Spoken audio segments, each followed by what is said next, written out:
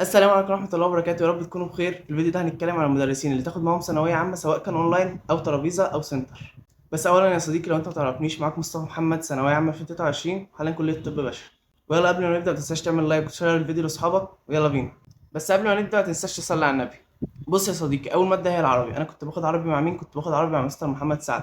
ده بيبقى نظام شبه سنتر بس مش سنتر، يعني احنا بنبقى عدد معين عند المستر، وبجد في المتابعة والشرح والحل ممتاز. طب كنت لما احب مثلا اسمع يوتيوب او اي حاجة، اسمع لمين؟ او لو انت عايز تتابع اونلاين تتابع مع مين؟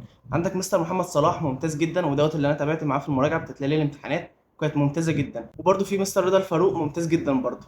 في ناس تقول لي طب انهي احسن فيهم؟ هما الاثنين ممتازين جدا. انت ممكن تسمع لده حاجة وتسمع لده حاجة وتشوف انهي افضل بالنسبة لك، لان هما الاثنين ممتازين، فانت ممكن على حسب شخصيتك انت اللي تفضل حد فيهم.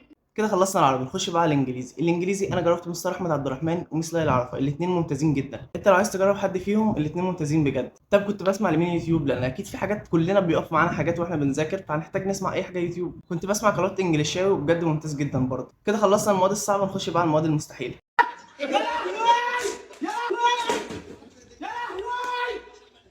نبدا بالفيزياء. كنت باخد مع مين فيزياء؟ انا كنت باخد مع مستر مؤمن علي. مستر مؤمن علي ممتاز جدا. هو كان الفكره برضو ان السنتر بيبقى زحمه، فانت هتتاخر لو انت سنتر، انما المستر كشرح وكواجب وكامتحانات وكان هو بيلخص لك الماده ممتاز جدا. طب في مين يوتيوب او تتابع مع مين اونلاين؟ في مستر محمود مجدي، ممتاز جدا. انا كنت عن نفسي لما حاجات بتقف معايا كنت بخش اسمعها له. في مستر كيرلس برضو، ناس كتير رشحوا لي وانا برضو كنت جربته وهو ممتاز جدا. نخش بقى على الماده اللي بتعمل لمعظم الناس مشكله. انا نفسي كانت عامله لي مشكله لحد شهر 12، كنت فاقد الامل فيها، الكيمياء.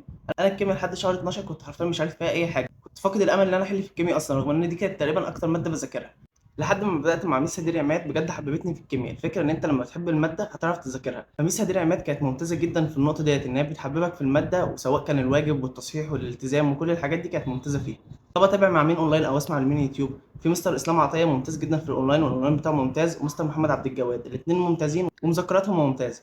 واخيرا الاحياء. انا كنت واخد الاحياء مع ميس ايمان فضه، كانت ممتازه جدا، وكانت درس ترابيزه. طب اسمع مين لو انا اسمع يوتيوب او اسمع اونلاين؟ في مدرس جديد انا ما كنتش جربته، بس انا اعرفه شخصيا، مستر حسام عيسى. مستر حسام عيسى من المدرسين اللي انا كنت عايز ابقى في ثانويه عامه وهو بيشرحها. فمستر حسام عيسى ممتاز جدا، شفت له كام فيديو، فهو ممتاز جدا ان هو بيهتم بالطلبه بتاعته، وكان فكره ان هو قريب للطلبه وسنه قريب ليهم، فده ممتاز جدا، وطريقه شرحه كويسه، وبيحاول يثبت لك المعلومه بطرق تثبت معاك، فهو بجد ممتاز جدا. هو لسه بادئ السنه اللي فاتت، بس انا اعرفه شخصيا وهو ممتاز بجد، وهو من الشخصيات المحترمه جدا على السوشيال ميديا اللي انا اتعاملت معاها. طب انا كنت بسمع لمين يوتيوب في السنه بتاعتي؟ كنت بسمع لدكتور احمد الجوهري ودكتور هوبا ودكتور محمد ايمن، الثلاثه ممتازين. كنت بسمع ليالي الامتحانات مع دكتور احمد الجوهري، بجد ممتاز جدا وبيلخص لك كل حاجه.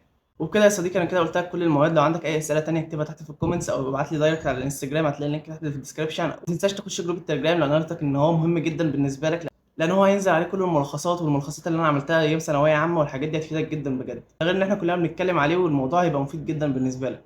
زي ما قلت لك الفيديو اللي فات، لو انت عندك اي مشكله او اي سؤال ما تتكسفش تبعته لي، انا زي اخوك، يعني الفرق ما بيننا اصلا سنتين، فالفرق مش كبير، فانت ما تتكسفش تبعت لي اي حاجه. بس كده الفيديو خلاص، بس قبل ما نقفل ما تنساش تصلي على النبي.